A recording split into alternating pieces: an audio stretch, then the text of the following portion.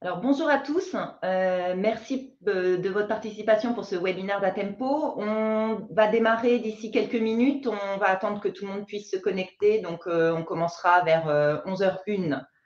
Merci pour votre patience.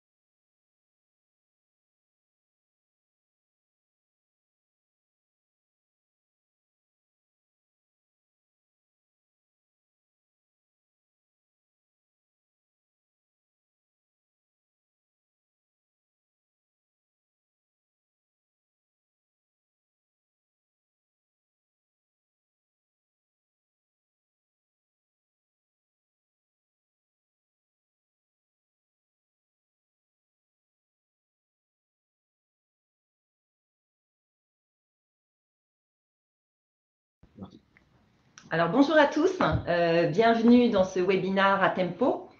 Je suis Cécile Rodier, je suis en charge du marketing channel donc chez Atempo, et aujourd'hui je suis accompagnée par l'équipe Product Manager, donc Geoffrey et Renaud, qui vous présenteront la nouvelle plateforme de TINA 4.7.1.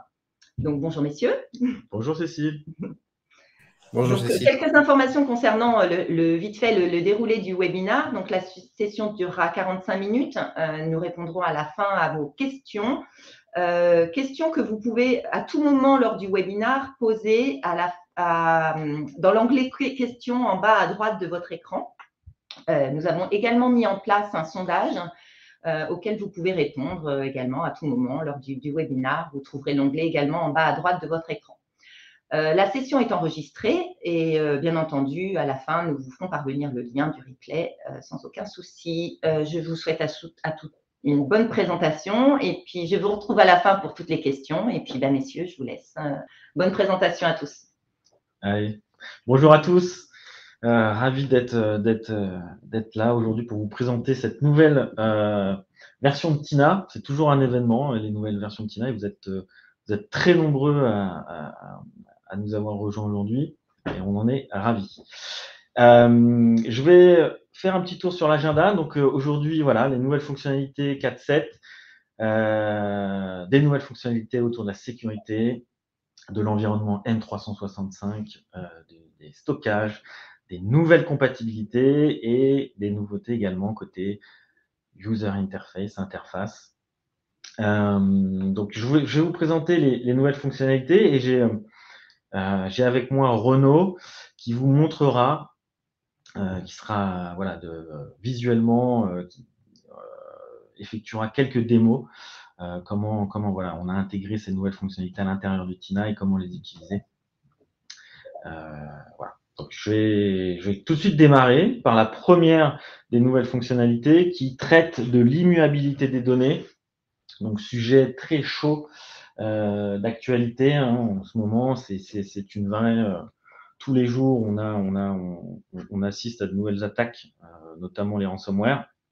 Et j'ai repris quelques chiffres qui montrent vraiment la nécessité aujourd'hui de protéger les sauvegardes.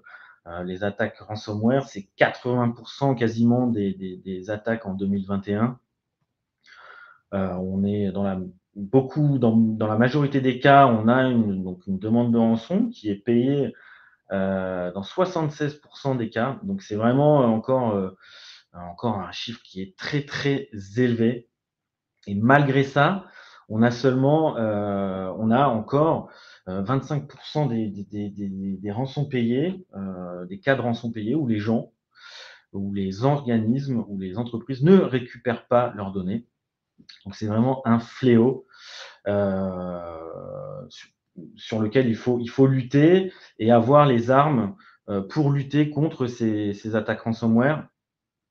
Chez Atempo, donc aujourd'hui, on dévoile la fonctionnalité d'S3 Object Lock qui va permettre donc la possibilité de verrouiller vos données sauvegardées dans le cloud, que ce soit public ou des clouds privés S3. Renaud va vous montrer dans quelques instants comment ça fonctionne, mais l'idée, c'est vraiment d'aller empêcher le cryptage de ces données sauvegardées en appliquant ce qu'on appelle un lock, un verrouillage de l'objet. Et ce verrouillage, il est disponible selon 2 modes, le mode gouvernance ou un mode compliance, ce que je vous ai mis en insert sur la slide. Faut faire attention, hein, puisque donc autant le premier mode, le mode gouvernance, on va pouvoir en tant que super admin, malgré la rétention appliquée, disons un mois ou 2, on va pouvoir néanmoins modifier les données qu'on sauvegarde, les supprimer. C'est pas du tout le cas avec le mode compliance, qui est un mode fort, extrêmement fort, où là, une fois sélectionné et la rétention appliquée, les objets sur le stockage sont immuables. Donc, on ne pourra pas les modifier, pas les supprimer et donc pas les crypter. Ça, c'est vraiment une des fonctionnalités phares de Tina 4.7. C'est vraiment quelque chose qui va aider à résister et à lutter contre ces attaques ransomware. On ne pourra pas, l'attaquant ne pourra pas crypter, ce qui est le propre de l'attaque ransomware, crypter les données pour ensuite monnayer le décryptage via une clé. Donc ça, c'est vraiment hyper intéressant comme fonctionnalité. Et je vais laisser Renaud vous montrer l'intégration de la fonctionnalité et comment on, finalement, quelques use cases, dans quel cas on peut être amené à utiliser ce fameux lock sur les objets pour les stockages S3. Renaud? Merci Geoffrey. Donc nous allons voir à travers une vidéo effectivement que je vais vous présenter. Déjà l'interface, on voit qu'elle a changé. On va pouvoir se connecter et je vais vous présenter un petit peu comment on configure cette option de Object Lock à travers l'interface Tina. Donc tout commence avec une configuration d'un stockage de type cloud qui est maintenant disponible depuis plusieurs versions.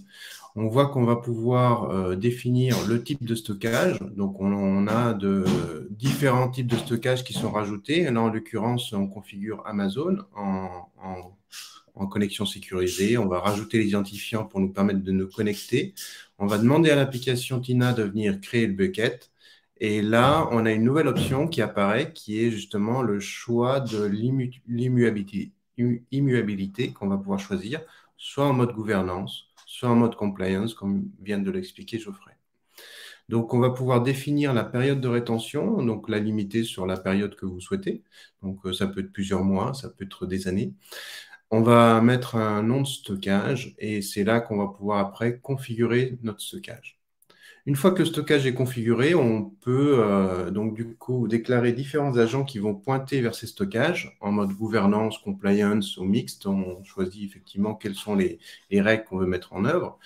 Donc, on va avoir en l'occurrence là un exemple avec des données d'M365 et des données de données critiques qui vont provenir d'un disque, d'un serveur ou d'un SharePoint. Donc là, je suis avec un browser, on constate qu'on va pouvoir naviguer dans les données qui ont été envoyées sur le bucket en mode compliance. Et on a aussi envoyé les données d'un autre agent qui sont en l'occurrence là des données de patients, par exemple, ou des données financières. Et on peut venir aussi bien les consulter donc pour voir effectivement que la sauvegarde s'est bien réalisée. Si on prend l'exemple d'une suppression de données faite par un utilisateur à travers le browser, on voit que c'est possible, hein, on arrive à supprimer la donnée. Mais si on regarde vraiment au niveau de la console Amazon ce qui se passe, la donnée n'est pas réellement supprimée. Donc, justement, je vais vous le démontrer. On va se connecter. On accède sur le même bucket. Depuis ce bucket, on va consulter justement la fameuse donnée qui a été supprimée à travers le browser. Et là, on voit qu'on ne voit pas l'utilisateur, sauf si on fait Show version. Et là, on retrouve toutes les données du fameux utilisateur qu'on vient de supprimer. Et on voit qu'il y a bien un delete marker.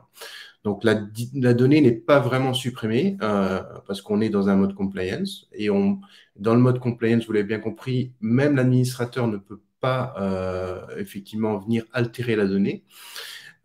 Et cela va nous permettre justement de restaurer cette donnée à destination. Donc, on imagine bien hein, le cas d'un crypto-locker qui a affecté toutes les données.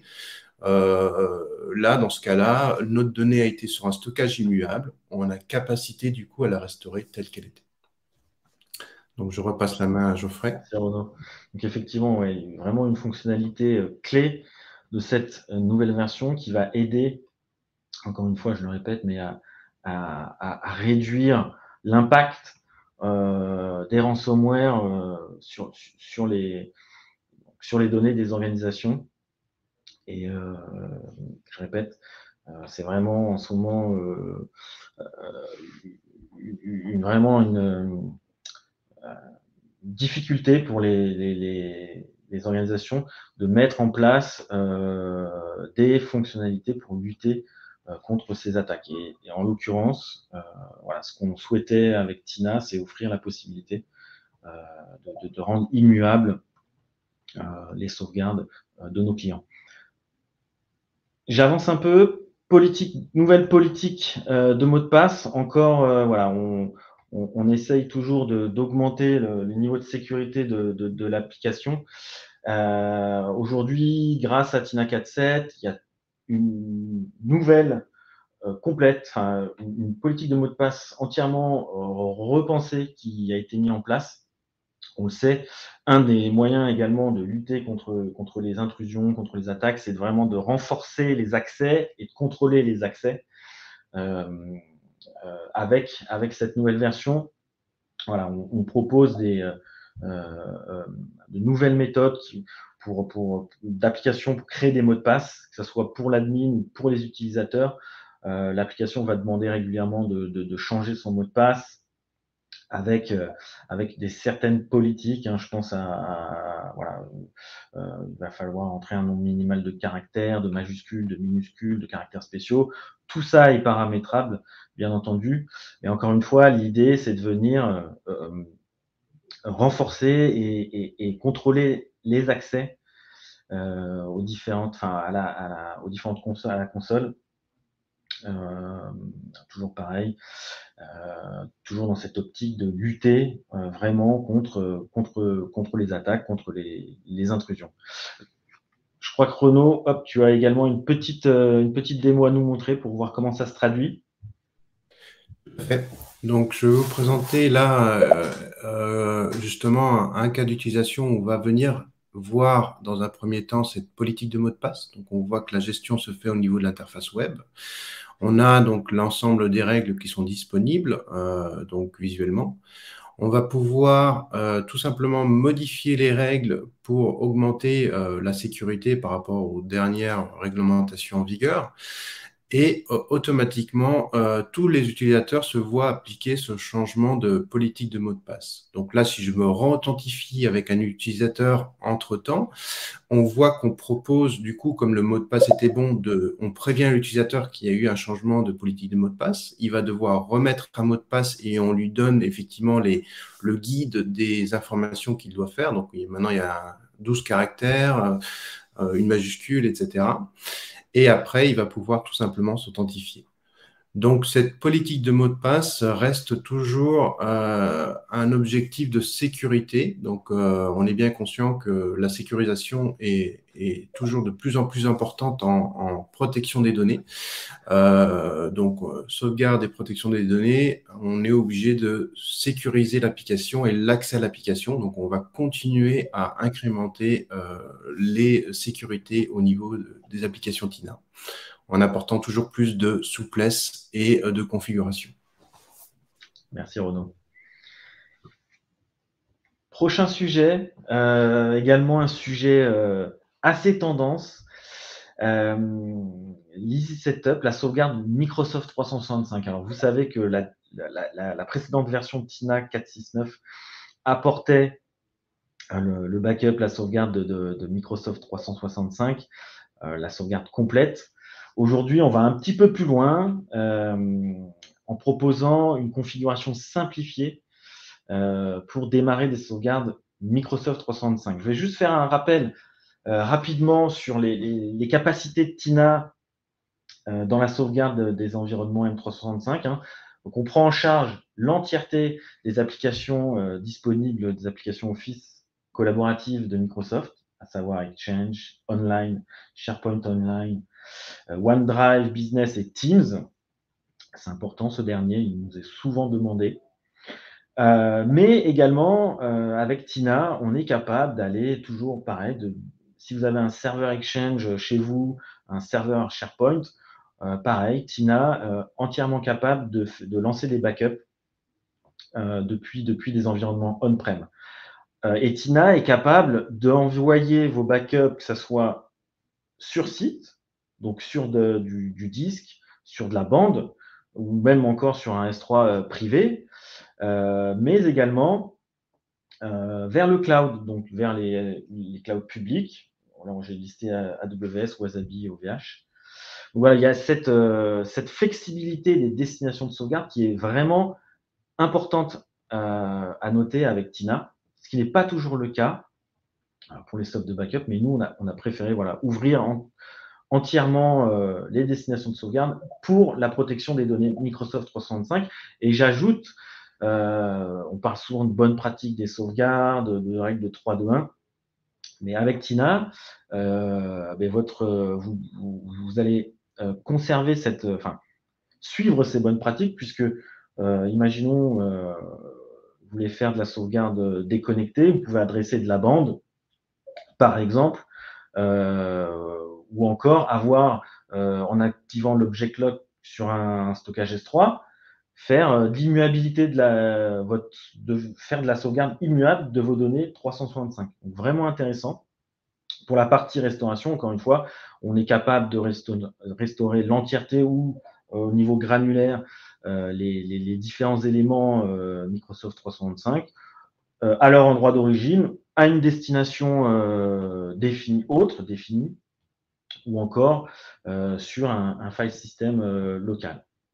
Donc, aujourd'hui, dans la présente version 4.6.9, la configuration de l'environnement 365 à l'intérieur de TINA restait assez compliquée. Il y avait pas mal d'étapes à suivre, beaucoup de configs, de logs, de credentials à indiquer.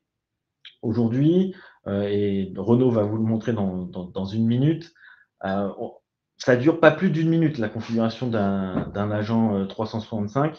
Vous voyez, j'ai mis une capture sur le slide. C'est un code unique que vous allez rentrer, qui est proposé par TINA, qui est rentré au niveau de votre compte M365. La synchronisation se fait quasiment immédiatement et en quelques minutes, vous pouvez lancer vos backups d'M365. Mais encore une fois, c'est mieux en vidéo qu'à l'oral. Donc, je vais laisser Renaud vous montrer ça en quelques secondes là, dans une démo. À toi, Renaud. Merci. Donc, effectivement, pour la configuration, on voit tout simplement qu'on peut créer un agent de type M365. On va tout simplement déclarer le hôte, mettre un nom qu'on souhaite.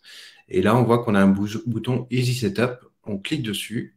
On a le code que Geoffrey vient de montrer. On va pouvoir lier le compte Microsoft, on met le code, on s'authentifie avec son code Microsoft et là, notre application Easy Setup fait tout, crée l'application d'entreprise chez Microsoft avec les droits qui vont bien, on le met à jour et voilà, l'agent est créé. Donc vous voyez, on ne parle même pas de minutes, on est à quelques secondes pour créer effectivement un nouvel agent.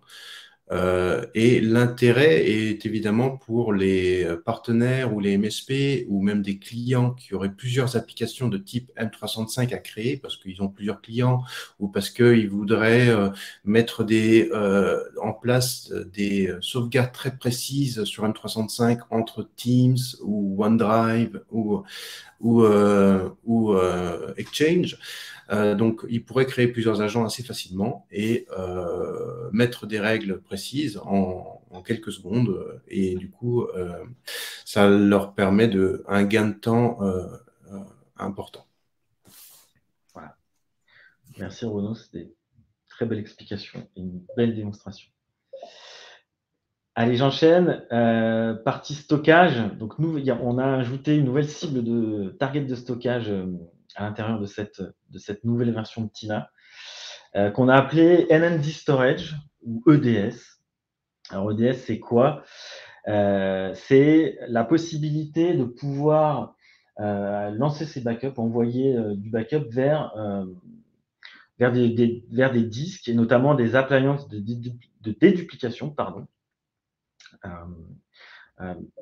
Donc, ça va vous permettre voilà, de faire des restos plus rapidement en cas d'incident et notamment de l'express restart sur vos appliances de dédupe.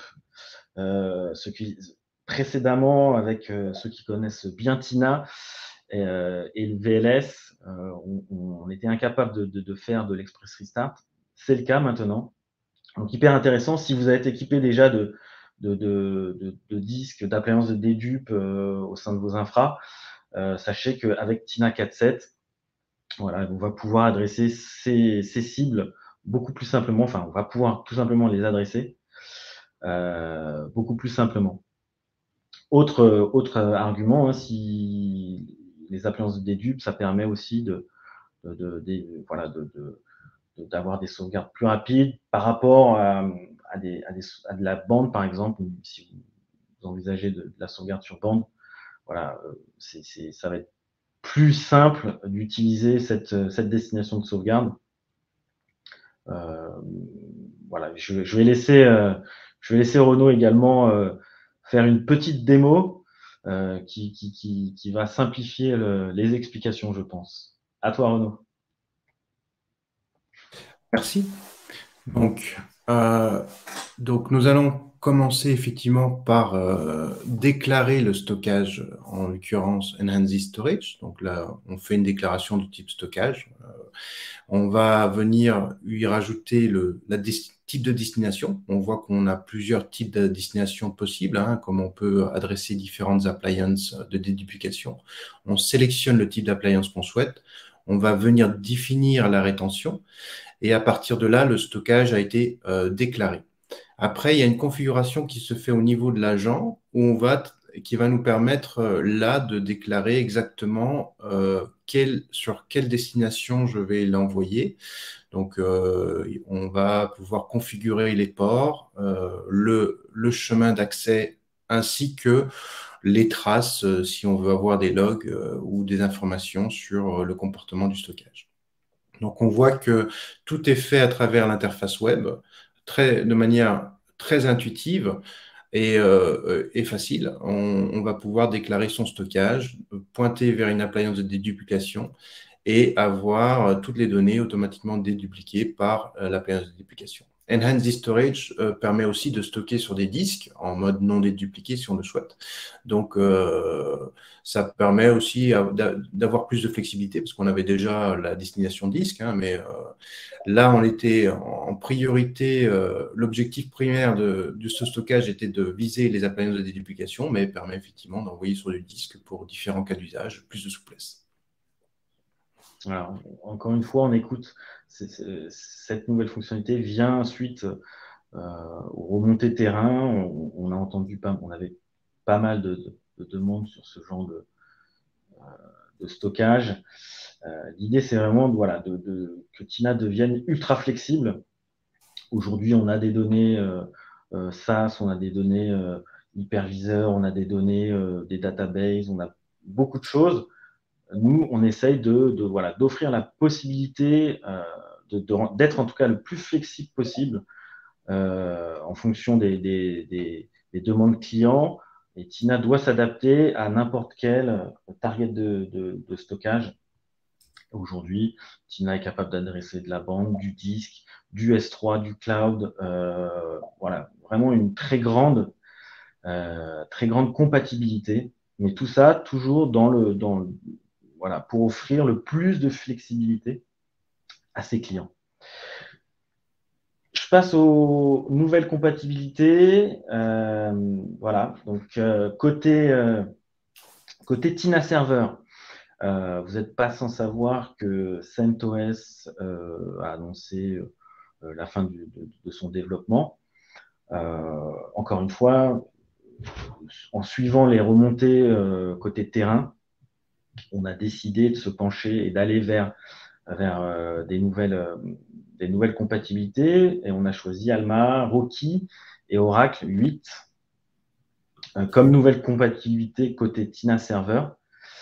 Et je précise également que cette version 4.7 apporte la compatibilité Windows Server 2022. Encore une fois, je sais que c'était très attendu côté terrain. Et voilà, Tina 4.7, Windows Server 2022, opérationnel. Côté Tina Agent, Windows 11 compatible. Donc la dernière mouture Microsoft OS est entièrement compatible avec les agents Tina à partir de cette version 4.7. Je passe à la partie Web UI. Aujourd'hui, voilà, on a une volonté de transformer Tina. Il y a eu beaucoup de boulot, beaucoup de travail effectué par les équipes design dans la refonte des différentes interfaces, fonctionnalités, et on continue. Donc, Tina continue de développer son interface web. L'idée, c'est vraiment voilà, de simplifier l'utilisation, d'améliorer l'utilisation du produit Tina. Aujourd'hui, toutes les nouvelles fonctionnalités qu'on vous a listées aujourd'hui sont disponibles au travers de la Web UI, et toutes les futures fonctionnalités seront également développées et accessibles depuis la Web UI. Encore une fois, on écoute beaucoup les remontées terrain pour optimiser et améliorer le développement UX UI. Et aujourd'hui, voilà, par exemple, on a mis en place notamment des programmes bêta qui nous permettent d'avoir plus facilement les remontées, enfin les remontées de nos clients, et derrière d'accélérer les développements de certaines fonctionnalités qui sont nécessaires à vos business. Donc voilà, aujourd'hui je vais présenter l'Easy Setup d'M365. On a aussi une partie gestion des librairies de bandes qui a été revue et refaite avec la nouvelle interface web. Et la Password Policy également, que Renaud vous a montré précédemment, qui est entièrement disponible au travers de la Web UI. Mais je crois encore que tu as une dernière démo pour nous montrer tout ça, Renaud. À toi. Tout à fait. Donc, dernière démonstration, donc on voit là en l'occurrence la nouvelle interface d'accueil. Il y a aussi la gestion des librairies de bandes qui est maintenant complètement disponible en web. Donc, on voit que toute la gestion peut se faire à travers l'interface web et est bien simplifiée par rapport aux clients lourds qu'on connaissait avant. Donc, on peut maintenant faire toutes les opérations de gestion des bandes et toute l'administration à travers l'interface web. Après, vous avez pu le voir à travers des différentes démos, on continue à capitaliser et améliorer l'expérience utilisateur à tout niveau, hein, au niveau de la création des agents, au niveau de la configuration des agents, au niveau de la gestion des stockages. Il y aura de plus en plus d'améliorations, notamment au niveau reporting très prochainement, etc. Donc, tous les bénéfices du travail en cours par nos développeurs. Donc, vous commencez à le voir à travers les interfaces. On a même enlevé certaines interfaces anciennes comme les interfaces Flash de manière à pouvoir se concentrer sur l'interface web et la rendre toujours plus intuitive et agréable à utiliser par nos utilisateurs et nos clients. Exactement, il y a vraiment une volonté de simplifier les usages et de rendre vraiment un peu plus, plus simple, plus beau et plus léger les différentes fonctionnalités de Tina. Merci Renaud.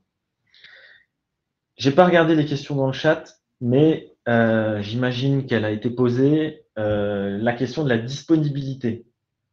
Allez, il faut encore un tout petit peu de patience. Tina 4.7, c'est dispo le 14 octobre 2022, dans 15 jours. Donc encore un peu de patience, on peaufine la version, mais ne vous inquiétez pas, ça arrive très très rapidement, sous 15 jours, d'ici 15 jours. Voilà, on a beaucoup parlé avec Renaud. On va garder un peu de temps. Et Cécile va nous aider là-dessus à répondre à toutes vos questions. Je vais me mettre. Ce qui est plutôt bien. On a reçu énormément de questions. Donc, je vois, merci Renaud, parce que Renaud, en parallèle, répond à un maximum de questions. Donc, surtout, si on va essayer de répondre à toutes, on vous répondra de toute façon à toutes vos questions ultérieurement si on n'arrive pas ce matin, si on n'a pas le temps de répondre à toutes vos questions. Donc, Renaud, tu veux en prendre quelques-unes parce qu'il y en a, il y en a beaucoup en fait. Oui, je vais en prendre quelques-unes parce qu'il y en a qui se répètent, donc Ouais. je vais en prendre un peu dans l'ordre. Alors, je sais que j'ai pas encore répondu à tout le monde, mais je m'y emploie. Hein, donc, ceux qui n'ont pas encore reçu de réponse, ne vous inquiétez pas. Mais comme on a eu reçu beaucoup de questions et je suivais comme le webinaire en parallèle, j'essaie d'y répondre. Alors, il y avait beaucoup de questions qui parlaient autour de l'immuabilité. Est-ce que c'est uniquement vers du S3? Alors non, évidemment, on traite l'immuabilité sous différents stockages. Band historiquement pour celles qui sont warm, on sait toujours traiter ce cas d'immuabilité. Et évidemment, ce n'est pas uniquement les stockages S3 Cloud, ça va être aussi des appliances physiques qu'on va retrouver comme type de stockage sur lequel on peut adresser l'immuabilité.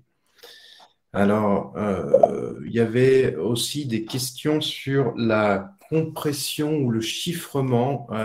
Donc, sur la version que vous avez aujourd'hui, la 4.7.1, donc sur la version qui va sortir, pardon. Effectivement, l'envoi des données sur du S3 peut être compressé. Et nous sommes en train de travailler actuellement sur en plus le chiffrement vers cette destination S3. Donc, elle pourra être compressée et chiffrée dans le même flux. Donc, ça sera disponible juste après la 4.7.1, mais déjà, la compression est disponible. Avez-vous prévu un support de Red Hat Rocky 9? Alors oui. Alors Red Hat 9, Rocky 9, donc tout ça va venir, mais c'est juste un peu après la sortie de la 4.7.1. En fait, il a été décidé effectivement de valider certaines versions après pour que notre QA se concentre sur les OS en cours. Tout ce qui est Rocky 9, Red Hat 9 est sorti il y a quelques mois, donc du coup, le QA n'a pas le temps de s'ajuster, mais du coup, on le fait sortir dans un patch juste après la sortie de la version 4.7.1. Donc, d'ici quelques mois, elle y sera. Donc, on a identifié effectivement Red Hat 9, Rocky 9, Alma Linux 9. J'avais vu une question pour CentOS Stream 9. Alors, ça n'a pas été identifié comme une plateforme actuellement utilisée par nos clients, mais vu qu'elle remonte, on va analyser ce besoin aussi. Donc, il se pourrait qu'on adresse aussi le CentOS Stream 9. Alors, je remonte dans les questions.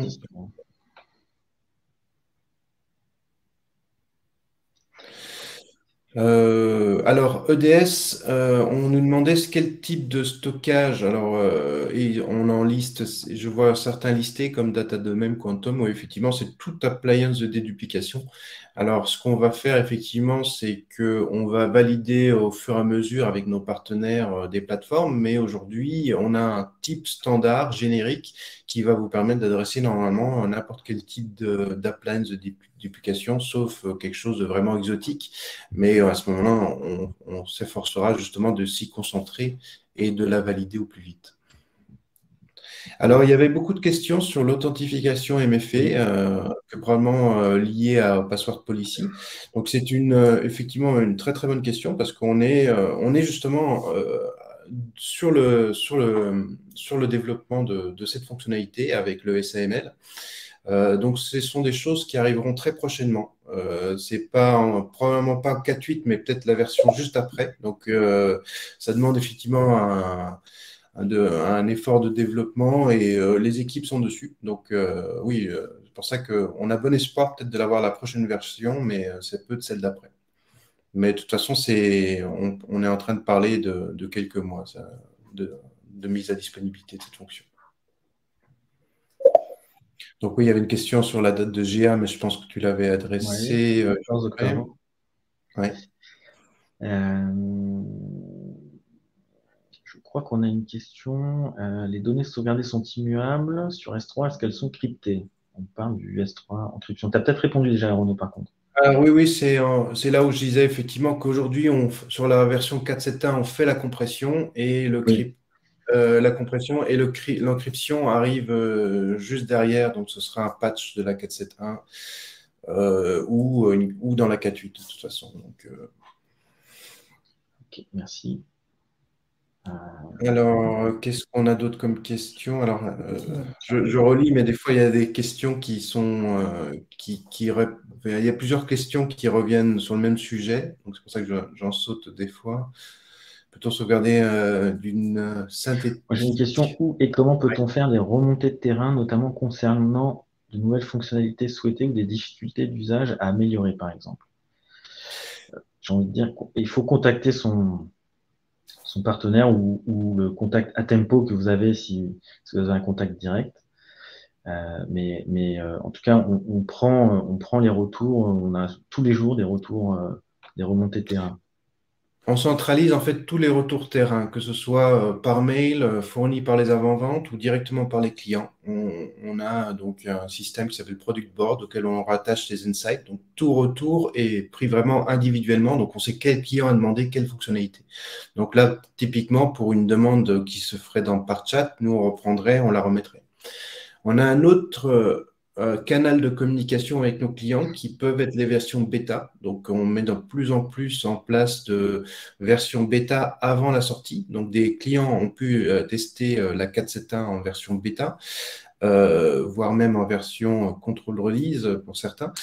Ce qui leur permet effectivement en amont de tester les fonctionnalités et d'avoir une discussion avec le product management en direct pour leur donner des retours. Donc, c'est un canal un peu privilégié. Donc, les clients qui jouent le jeu sur la version bêta ont aussi un accès un peu plus privilégié au product management et nous permet effectivement d'avoir des retours en direct et justement d'ajuster des choses avant la sortie de la version. Donc, ça, c'est un canal qu'on va de plus en plus développer et pour lequel on est ouvert à de la participation de nos clients. Donc, plus il y a des gens qui veulent participer, plus on sera content d'avoir des retours. Allez, je vois une question sur Lotus Domino 12. J'ai pas le guide de Couchpat, mais on répondra. Oui, normalement, il me semble que c'était un agent qu'on supportait déjà. Après, je sais qu'il y a des sous-versions ou de 12. Donc, normalement, effectivement, on le maintient, on le faisait déjà. Donc, je peux vérifier, effectivement. On répondra. De toute façon, on précisera toutes les réponses à vos questions. Je vois Tina ADE, fait-il de la déduplication? Oui. Tina Oui, ADE fait Tina de la ADE fait de la duplication. Après, il y a A2RS sera présent avec d'autres fonctionnalités. Alors, A2RS reste présent sur Tina pour l'instant, il est maintenu. On ne va pas forcément déployer de nouvelles fonctionnalités parce qu'on va au contraire fournir d'ici les prochaines versions un remplacement à A2RS qui sera beaucoup plus moderne, intuitif. Donc des choses vont arriver à ce niveau-là. Merci. Alors, il y a une question sur effectivement Google Drive. Donc, non, Google Drive ne fait pas partie aujourd'hui des stockages cloud possibles, mais effectivement fait partie des futurs stockages identifiés qu'on va venir ajouter à notre liste de compatibilité. Google Cloud. Oui, Google Cloud, pardon. Ok. Compression des dupes. Les deux. Ok. Alors, des duplications en S3. Point d'interrogation. oui. Non, aujourd'hui, les clouds S3 doivent pouvoir faire de la déduplication. Alors, oui, effectivement, ça peut s'activer, mais nous, on n'a pas de mécanisme automatique. Donc, je pense qu'il faut effectivement activer la déduplication sur le bucket et automatiquement, les données sont envoyées, mais on n'a pas aujourd'hui de mécanisme autour de ça. Donc, ça fait beaucoup de questions. Je pense, il y a beaucoup de questions à dérouler, mais de toute façon, oui, je pense qu'on répondra aux autres questions individuellement et on n'oubliera personne. De toute façon, après, on reste aussi disponible en cas de questions par mail.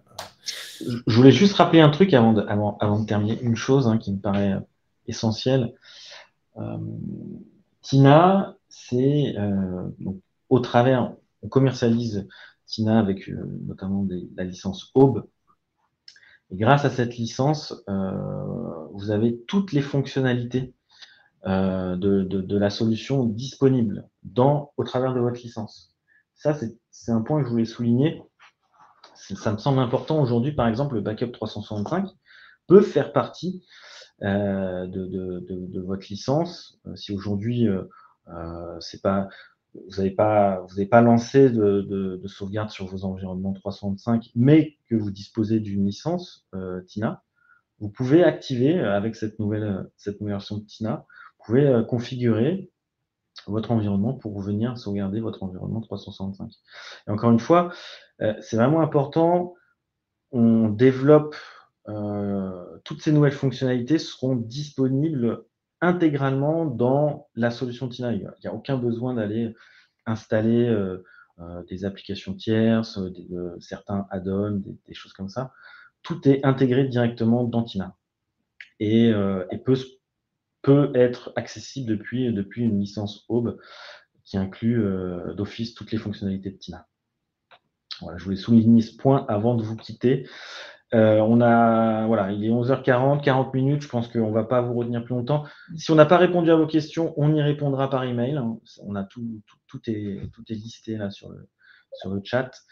Je vous remercie énormément d'avoir été si nombreux à nous suivre ce matin. Renaud, je te remercie énormément d'avoir animé de ta patte ce webinaire.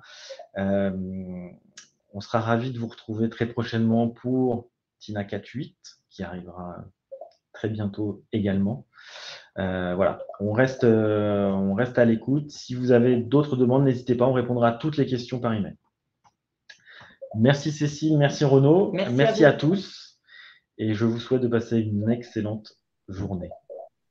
Bonne journée. Belle journée à vous, au revoir.